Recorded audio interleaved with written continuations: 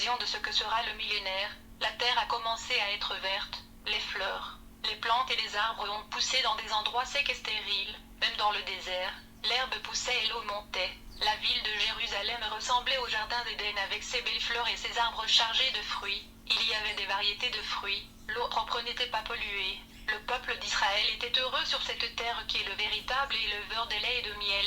Tout le monde a adoré Jésus alors qu'il descendait rendre visite aux gens sur la terre. Jésus a quitté ses représentants à Jérusalem, puis est monté au ciel.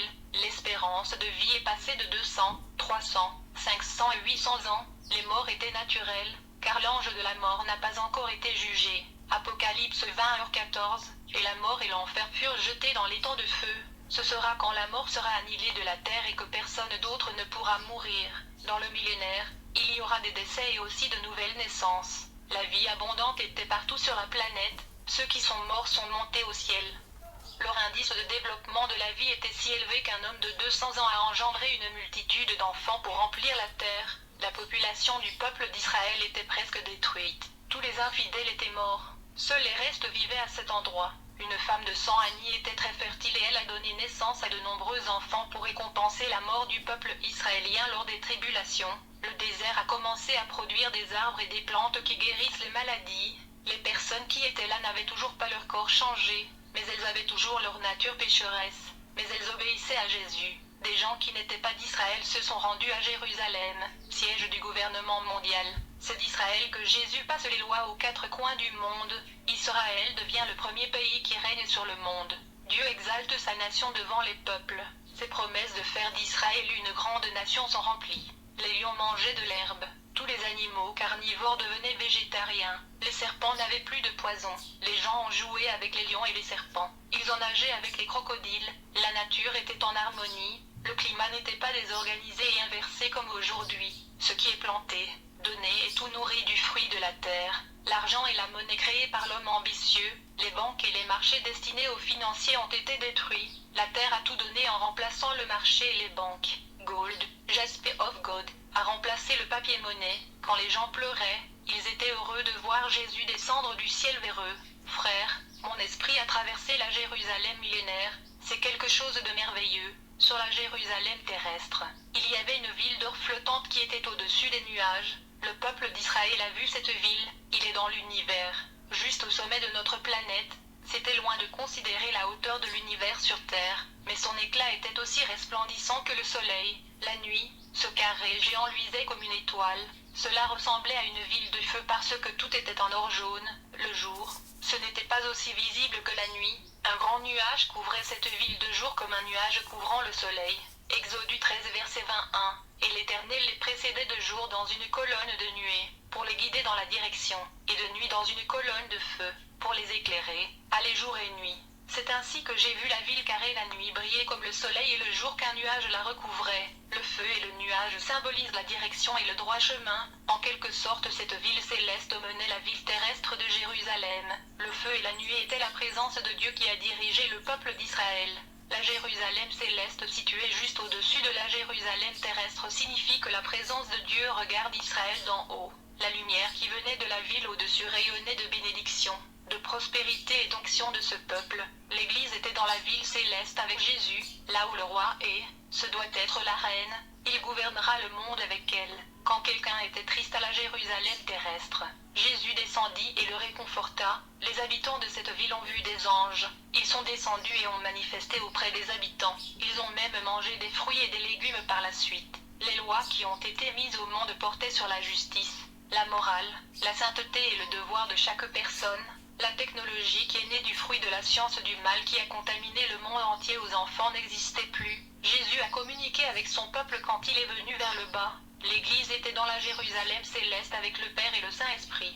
Le Saint-Esprit a terminé son travail sur la terre. Il était le médiateur du peuple auprès de Jésus quand il était absent de la terre. Cela ne signifie pas que Jésus ne peut pas être sur la terre car, bien sûr, Jésus est venu rendre visite. Mais comme le Saint-Esprit était sur la terre, il était nécessaire que lui, le Saint-Esprit, reste, maintenant que Jésus s'est manifesté auprès de son peuple. Le rôle de médiateur du Saint-Esprit entre Jésus et l'homme a été annulé. Jésus est maintenant si proche d'eux que le roi, à la suite des descendants de David. Il est le dernier roi de la postérité de David. le roi éternel qui restera avec son peuple pour toujours. Dieu le Père ne pouvait pas être vu par le peuple d'Israël terrestre. Ils étaient toujours mortels. L'Église ne pouvait pas descendre à Jérusalem terrestre.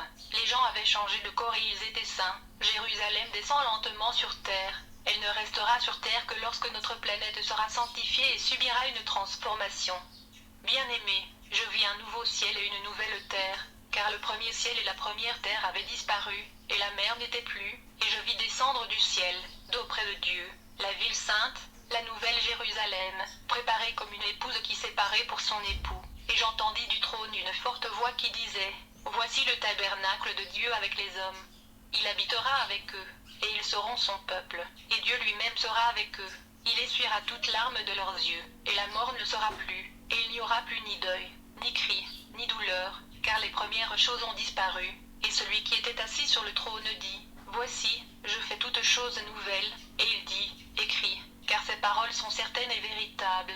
Bien-aimé, j'ai eu le plaisir d'avoir cette vision à côté de mon maître, quand j'étais dans mon église. On m'a appris dans cette fausse église que nous ne pouvons pas être pauvres et avoir des maladies. On m'a appris que la parole de Dieu avait tellement de pouvoir que, même si ce n'était pas une volonté de Dieu, la parole de Dieu pouvait être utilisée pour faire avancer les choses. L'enseignement de l'Église sur la confession positive, la guérison, la santé et la prospérité étaient dirigés vers les choses de la terre et leur réalisation était leur bien. Le discours sur la sainteté, le renoncement, le péché, l'enfer et l'enlèvement indiquent des récompenses qui attendent les sauvés. Après ces visions, j'ai quitté mon Église par ordre de Jésus. Rien n'a été ajouté dans ma vie spirituelle.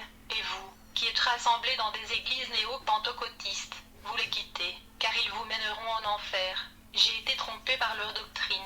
J'ai chassé les démons en pensant que j'ai l'autorité de Jésus. Il m'est apparu et m'a montré dans une vision comment était ma vie. J'étais enchaîné de la tête aux pieds. Il m'a dit, regardez votre situation. Comment pouvez-vous chasser les démons si vous êtes emprisonné par eux? Mon fils, vous ne chassez pas les démons. Vous ne pouvez pas non plus avoir mon autorité. Comment allez-vous gérer mon épée si vos mains ont des chaînes et des liens? Tu dois d'abord aller recevoir mes dons. Tu ne peux pas utiliser mes outils spirituels dans cette condition de captivité. Aujourd'hui, je brise les chaînes spirituelles de ta vie et libère ton âme. Tu seras libre. Souviens-toi, ne retourne pas à pratiquer vos œuvres du passé. Si vous le faites, vous serez double chaîné, cette fois par ces démons. C'était l'avertissement que Jésus m'a donné. Il est gentil en offrant une nouvelle occasion pour moi de commencer. Puisse la paix du Seigneur Jésus-Christ se manifester dans chaque foyer, dans chaque vie et chaque famille. Amen.